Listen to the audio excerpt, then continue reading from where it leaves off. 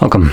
In front of me is a Xiaomi Redmi A1, and today I'll show you how you can copy your contacts from the SIM card to the phone. So to get started, you want to open up your standalone contacts application, which is located by default under the Google folder, right over here. I'm not going to be signing in, so I will select skip. And once you have your contacts visible, you can select Fix and Manage, and in here, Import from SIM. Give it a second.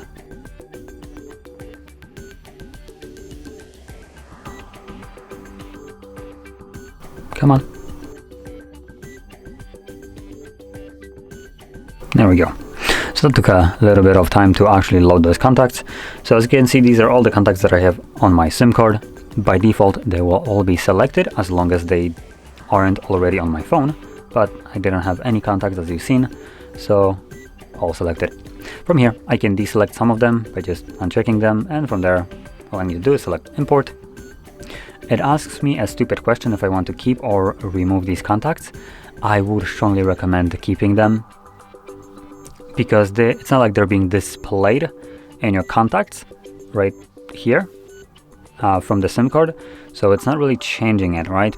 And if for some reason you need to reset your phone, maybe you lose your phone, or well, technically if you lose your phone, you lose your SIM card, but maybe your phone breaks, right? You wouldn't be able to back up your contacts, as thus this would leave you with all the contacts that are on a SIM card still. If you remove them and your phone breaks, you're kind of bummed. So anyway, as you can see, there are all the contacts.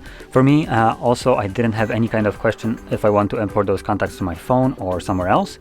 But normally, if you are logged into your Google account, that would show up as an option. When selecting import, you could just right at the top, let me just quickly show it again. To import from SIM card, you would see, I believe right here, option to import it to your device or, as an example, Google account. And later on, once you import them, you would click right over here where the phone icon is, and this will then allow you to switch between device and your account. And obviously, all the contacts that have been imported to your Google account will be stored on the cloud, so any kind of device that is logged into the same account will also be sharing the same contacts. But with this being said, this would conclude this video, and if you found this very helpful, don't forget to hit like, subscribe, and thanks for watching.